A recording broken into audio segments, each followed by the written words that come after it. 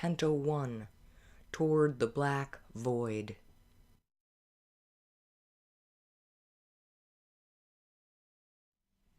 Then, suddenly, there came on her the change, which, in tremendous moments of our lives, can overtake sometimes the human soul and hold it up toward its luminous source. The veil is torn, the thinker is no more, only the spirit sees, and all is known.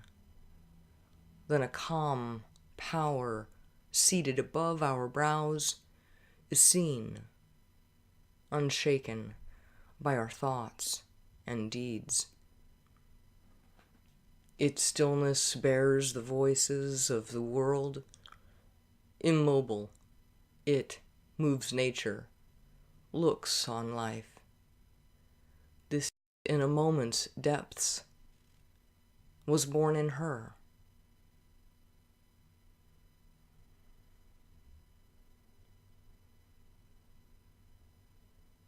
Like one who looks up to far heights, she saw, ancient and strong, as on a windless summit, above her, where she had worked in her lone mind, laboring apart in a soul tower of self, the source of all which she had seemed or wrought. The mightiness assumed a symbol form. Her being's spaces quiver with its touch. It covered her as with immortal wings.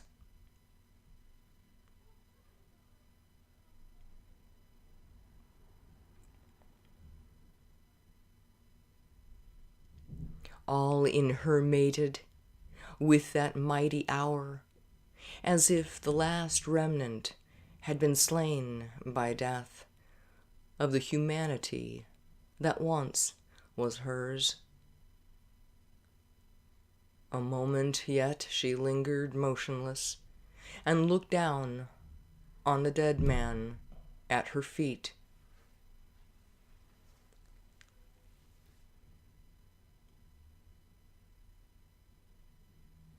Then, like a tree recovering from a wind, she raised her noble head, fronting her gaze. Something stood there, unearthly, somber, grand, a limitless denial of all being that wore the terror and wonder of a shape.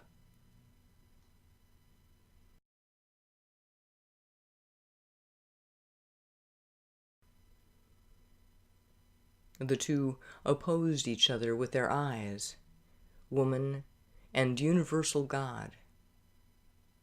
Around her,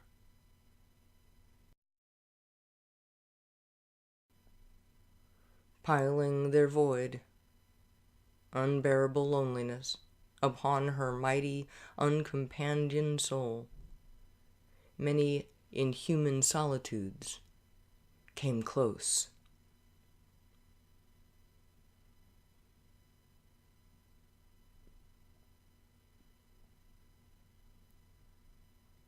The dim and awful Godhead rose erect from his brief stooping to his touch on earth, and, like a dream that wakes out of a dream, forsaking the poor mold of that dead clay, another luminous Satyavan arose, starting upright from the recumbent earth, as if someone over viewless borders stepped, emerging on the edge of unseen worlds.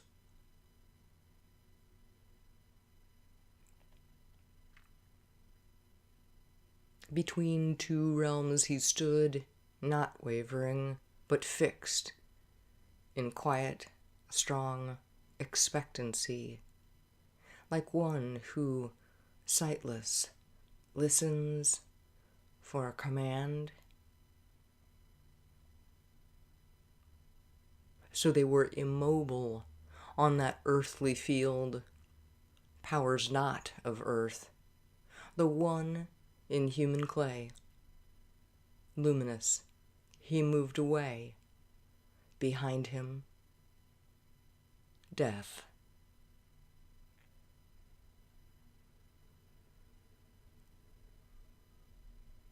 Into a deep and unfamiliar air, enormous, windless, without stir or sound.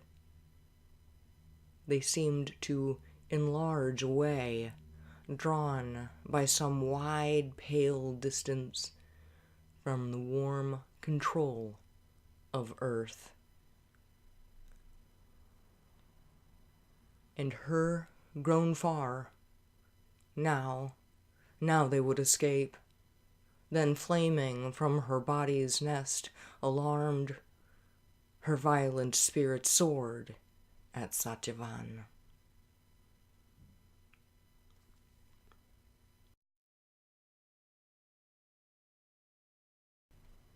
Enigma of the inconscious sculptural sleep. Symbols of the approach to darkness, old, and monuments of her titanic reign.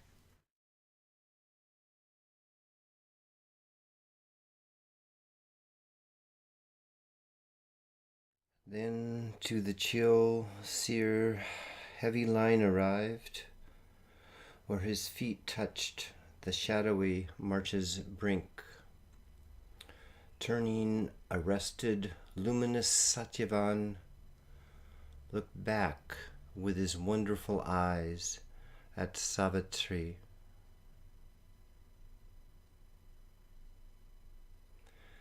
But death pealed forth his vast abysmal cry, O mortal, turn back to thy transient kind.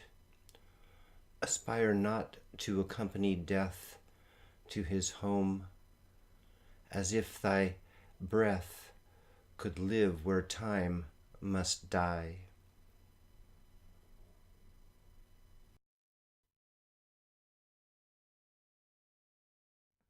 Still, like a statue on its pedestal, lone in the silence and to the vastness, bared against midnight's dumb abysses piled in front, a columned shaft of fire and light, she rose. Canto 2, The Journey of Eternal Night and the Voice of the Darkness. The woman first affronted the abyss, daring to journey through the eternal night.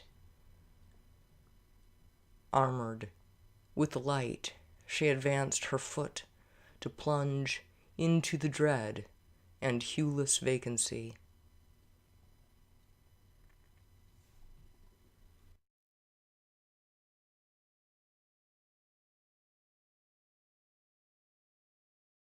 Once more she heard the treading of a god, and out of the dumb darkness Satyavan, her husband, grew into a luminous shade. Death missioned to the night his lethal call.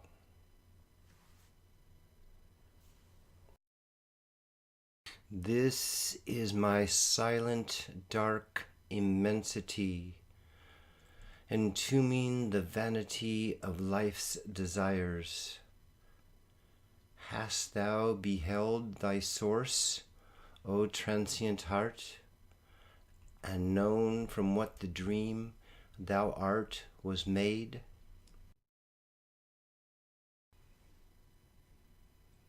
At last she spoke. Her voice was heard by night, I bow not to thee, O huge mask of death, black lie of night. To the cowed soul of man, conscious of immortality, I walk. First I demand whatever Satyavan, my husband, waking in the forest's charm, out of his long, pure childhood's lonely dreams, desired and had not for his beautiful life. Give if thou must, or, if thou canst, refuse.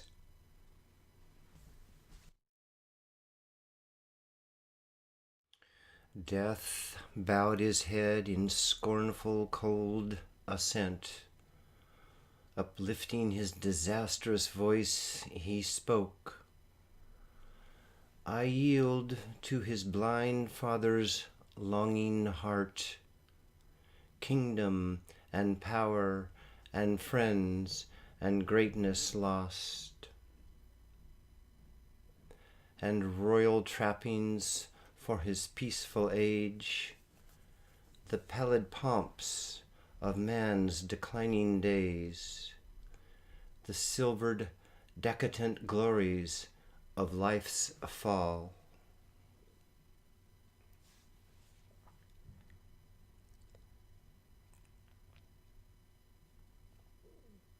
But Savitri answered the disdainful shade, World spirit, I was thy equal spirit born.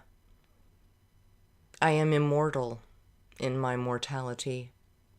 I tremble not before the immobile gaze of the unchanging marble hierarchies that look with the stone eyes of law and fate. My soul can meet them with its living fire. Wherever thou leadest his soul, I shall pursue.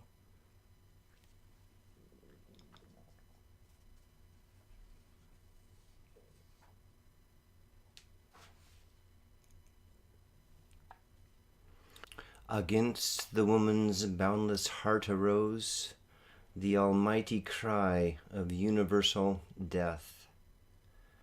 Hast thou god wings or feet that tread my stars? Frail creature with the courage that aspires? Forgetting thy bounds of thought, thy mortal role, I will take from thee the black eternal grip, clasping in thy heart thy fate's exiguous dole. Depart in peace, if peace for man is just.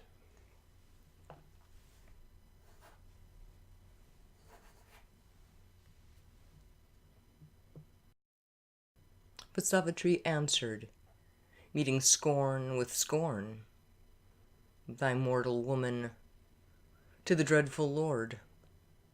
Who is this God imagined by thy night, contemptuously creating worlds disdained? Who made for vanity the brilliant stars? Not he who has reared his temple in my thoughts and made his sacred floor my human heart. My God is will and triumphs in his paths. My God is love and sweetly suffers all. Love's golden wings have power to fan thy void. The eyes of love gaze star-like through death's night. The feet of love tread naked, hardest worlds.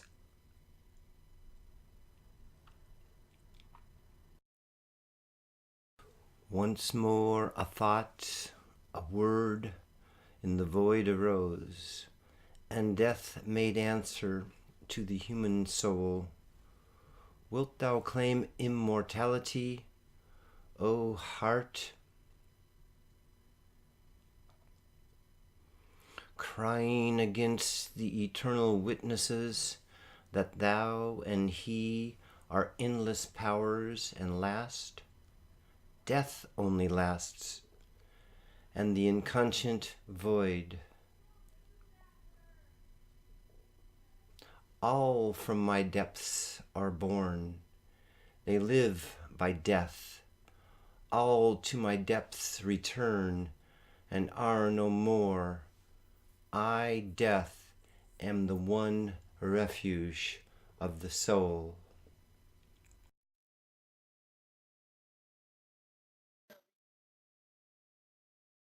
But Savitri replied to the dread voice, O death, who reasonest, I reason not.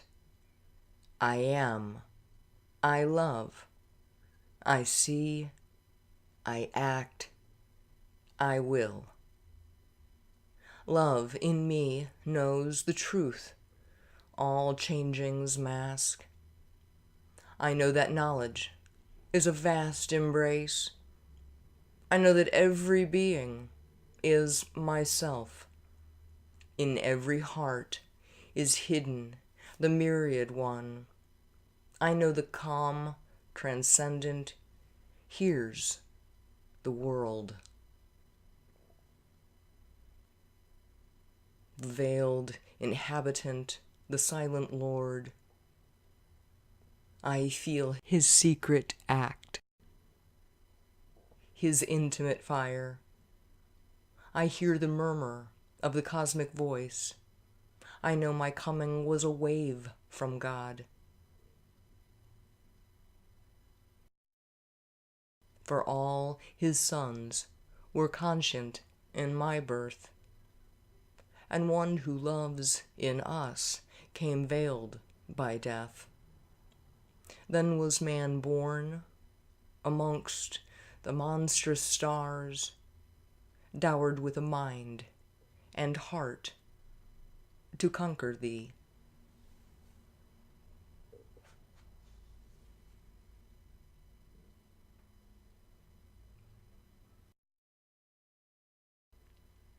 Like one disdaining violent, helpless words from victim lips, death answered not again. He stood in silence and in darkness wrapped.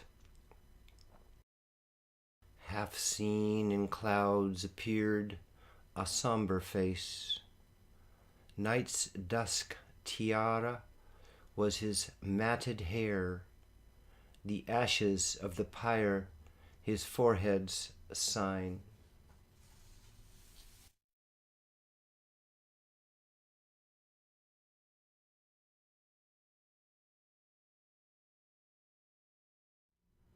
Around her rolled the shuddering waste of gloom, its swallowing emptiness and joyless death, resentful over thought and life and love. Through the long fading night by her compelled, gliding half seen on their unearthly path, phantasmal in the dimness moved the three.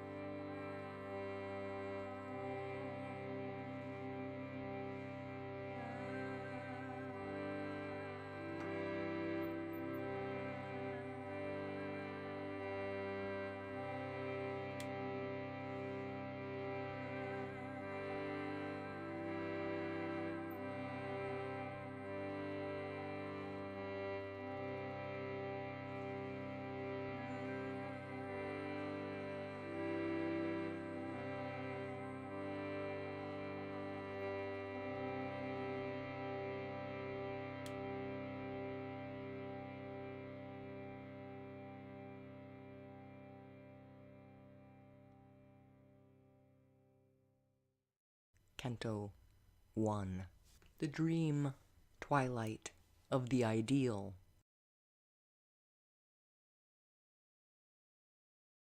Night is not our beginning, nor our end. She is the dark mother in whose womb we have hid, safe from too swift awaking to world pain.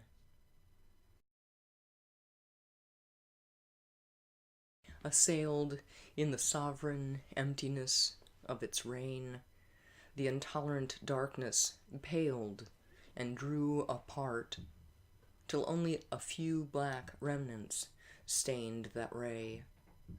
But on a failing edge of dumb lost space, still a great dragon body sullenly loomed, adversary of the slow struggling dawn. Defending its ground of tortured mystery, it trailed its coils through the dead, martyred air, and curving fled down a gray slope of time.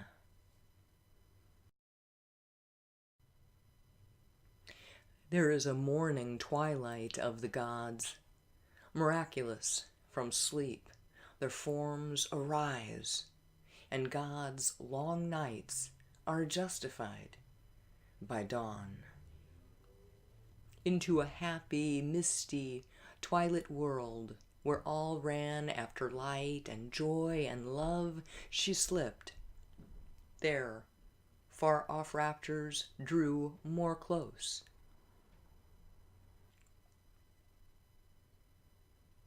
Above, her spirit, in its mighty trance, saw all, but lived for its transcendent task, immutable like a fixed, eternal star. Canto 2, The Gospel of Death and Vanity of the Ideal. Then pealed the calm, inexorable voice, "This is the world from which thy yearnings came." Canto 3, The Debate of Love and Death. But Savitri answered to almighty Death, "O Death, I have triumphed over thee within. O Death, not for my heart's sweet poignancy, nor for my happy body's bliss alone. I have claimed from thee the living Satyavan, but for this work and mine, our sacred charge. Our lives are God's messengers beneath the stars. To dwell under death's shadow they have come, tempting God's light to earth for the ignorant race."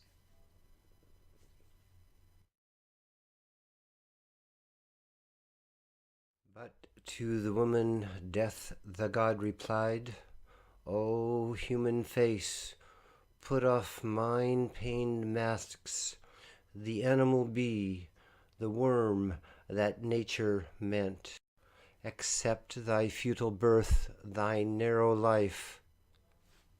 But Savitri replied to mighty Death, "My heart is wiser than the reason's thoughts. My heart is stronger than thy bonds, O Death. It sees and feels the one heart beat in all. It feels the high transcendence, sun-like hands."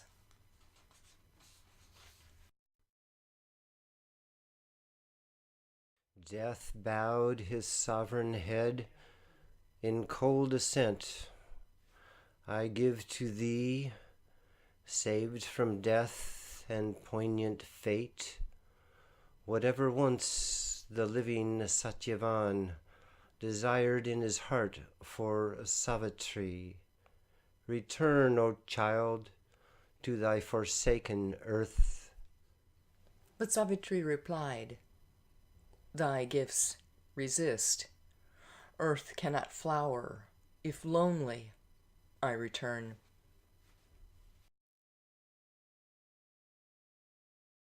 Then Death sent forth once more his angry cry, as chides a lion his escaping prey. Who knowest thou of earth's rich and changing life? Who thinkest that, one man dead, all joy must cease? But Savitri replied to the vague god, "Give me back, Satyavan, my only lord. Thy thoughts are vacant to my soul that feels the deep, eternal truth in transient things."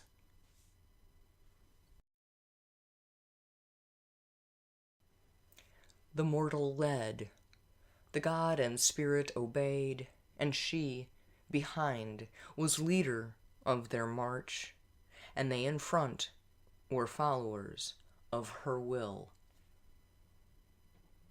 Death walked in front of her, and Satyavan in the dark front of death, a failing star. Above was the unseen balance of his fate. Canto 4, the dream twilight of the earthly real. Once more arose the great destroying voice. Behold the figures of this symbol realm, its solid outlines of creative dream, inspiring the great concrete tasks of earth. Where nature changes not, man cannot change. Hope not to call God down into his life. How shalt thou bring the everlasting here? There is no house for him in hurrying time.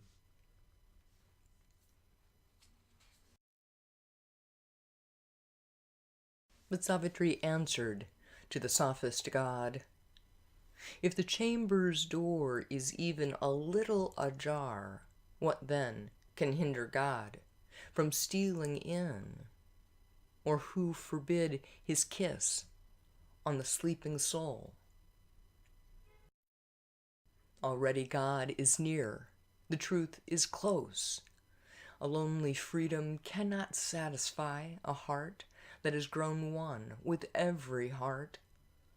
I am deputy of the aspiring world. My spirit's liberty I ask for all." Then rang again a deeper cry of death. Mighty art thou, with the dread goddess filled, to whom thou criest at dawn in the dim woods. Use not thy strength like the wild Titan souls. Touch not seated lines, the ancient laws. Respect the calm of great established things. But Savitri replied to the huge god, "What is the calm thou vaunt'st, O law, O death? I trample on thy law with living feet, for to arise in freedom I was born."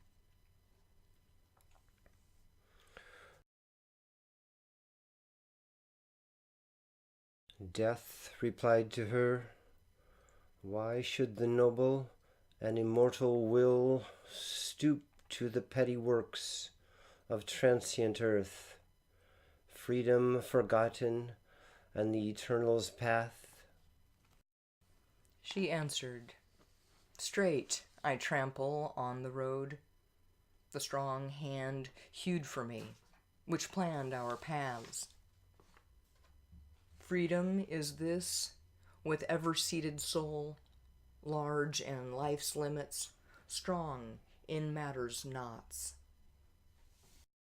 Building great stuff of action from the worlds, to make fine wisdom from coarse, scattered strands, and love and beauty out of war and night the wager wonderful, the game divine.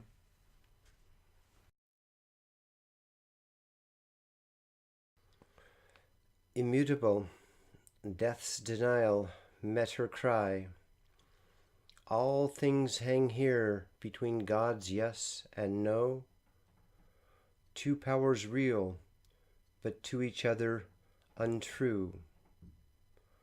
Two consort stars in the mooned night of mind that towards two opposite horizons gaze. The white head and black tail of the mystic drake, the swift and the lame foot, wing strong, wing broken, sustaining the body of the uncertain world. A great, surreal dragon in the skies.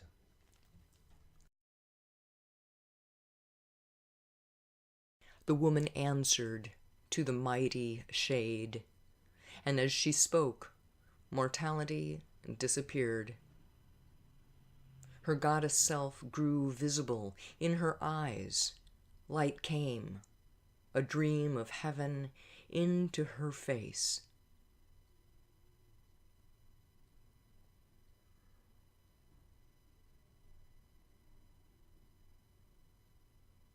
On summit, mind are radiant altitudes, exposed to the luster of infinity, outskirts and dependencies of the house of truth. A cosmic thought spreads out its vastitudes. Its smallest parts are here philosophies, challenging with their detailed immensity.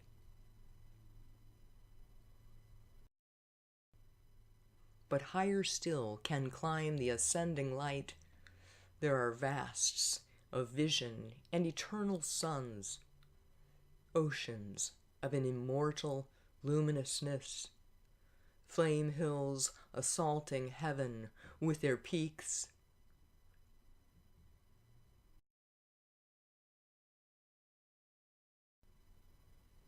A highest flight climbs to a deepest view. In a wide opening of its native sky, intuitions, lightnings, range in bright pack, hunting all hidden truths out of their lairs. Thought there has revelation's sun-bright eyes. The word, a mighty and inspiring voice, enters truth's inmost cabin of privacy and tears away the veil from God and life.